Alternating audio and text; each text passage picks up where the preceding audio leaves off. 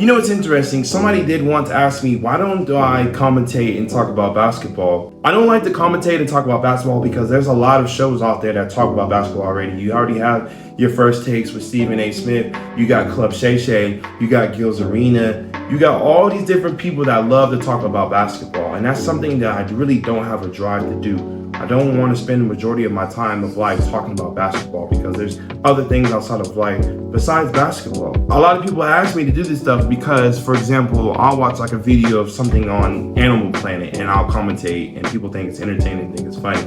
I'll go to an event like a basketball game with some friends and I'll commentate and say something. We'll be in a video room watching basketball, I'll commentate and make something entertaining with it because that's something I like to do. I like to be entertainer. I like to make people laugh and smile. Somebody even also suggested that I should talk about basketball here in Iceland. That is something that is very interesting to me, I will say.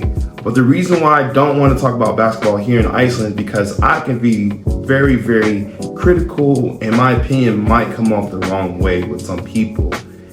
Is this something that maybe I will do when my career is over? Very likely, very possible. And it won't just be about Iceland. It'll be my whole experience of basketball from the beginning, where I started in middle school to high school to college, and all my careers playing professional basketball. Because there's a lot of things that people don't understand about basketball that they don't like to put out there. Because there's one thing that I can't stand, that person that did make it with basketball and they were trying to say, oh, it's because of this reason and that reason.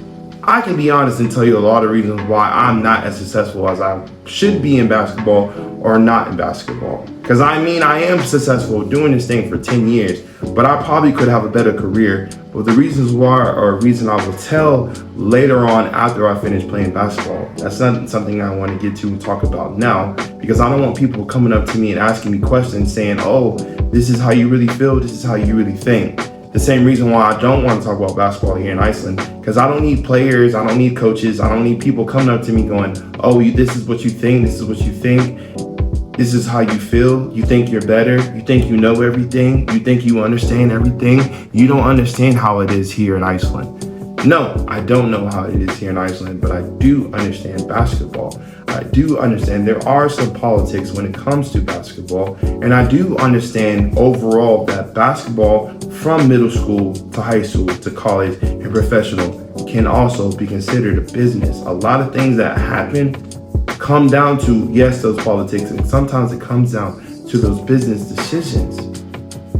And I think that's something that people don't like to hear, and some people don't like to feel and understand. They just wanted to think that everything is sugar-coated, but life isn't sugar-coated, and basketball for sure isn't sugar-coated.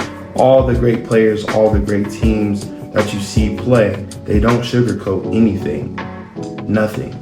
That's some reason why a lot of people like Charles Barkley and the TNT crew, because somebody like Charles Barkley is going to say how they feel and they're going to mean what they say. And I'm one of those persons. If you met me and talk to me, you know that I'm going to say how I feel and I'm going to say exactly how I meant it.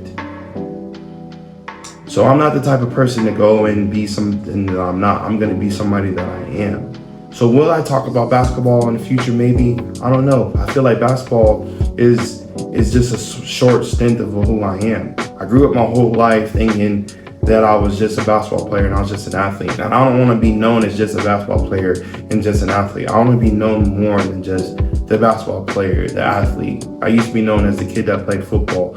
I used to be known as the funny kid. I'm a very diverse, and there's very many layers to who I am.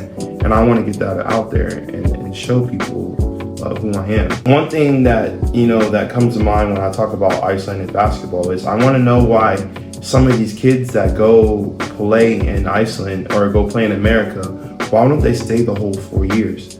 I know there are some players that do and they play their whole 4 years, but why are some of these kids not playing? Is it because of the cultural differences? Is it because of the game of basketball is different? Are you homesick? It's all these different reasons. I want to know, why don't some people stay and play the whole 4 years? And even some of these players that go and play outside of Iceland, why don't they stay and play out more outside of Iceland? It's something that always just intrigues me, and I want to know what's going on, And I would love to talk to some of the Icelandic players from now and the past and from the future, as in young ones. their opinion of basketball. What do you think about basketball in Iceland? How do you think Iceland basketball could get better?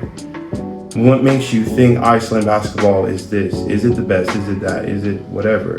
How would you compare basketball to the NBA and stuff like that?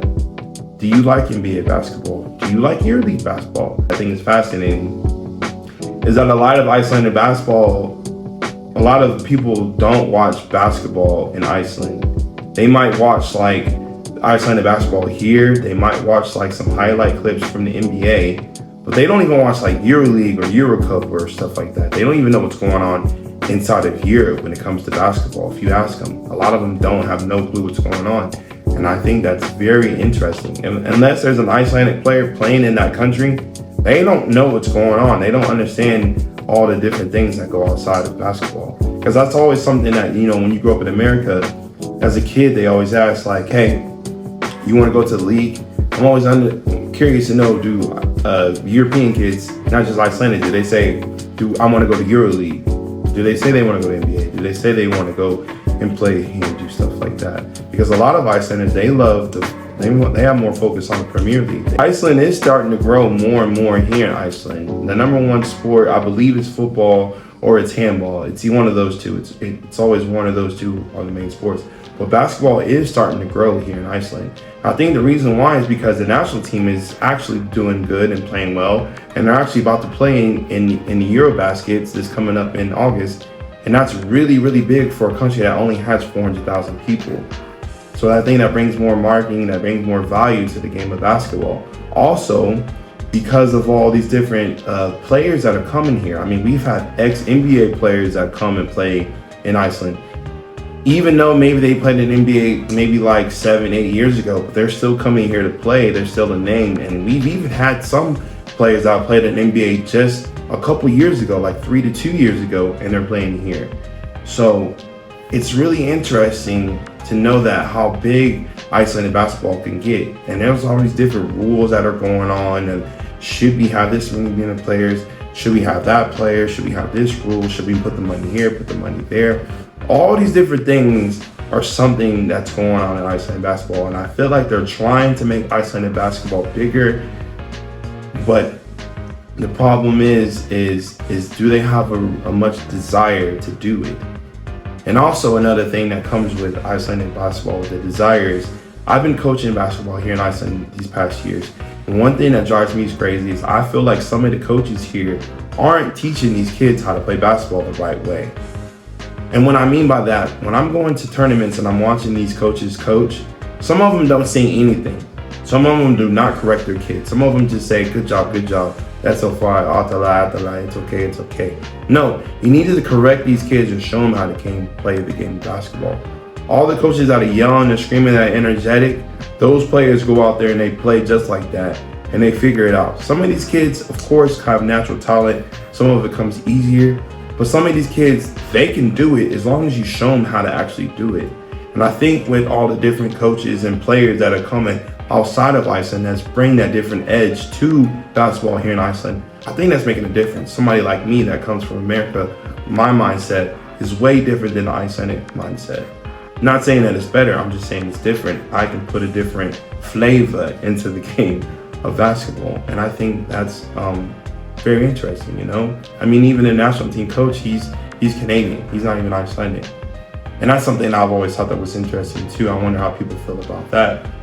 It is what it is. I know that other national teams, they do actually do the exact same thing.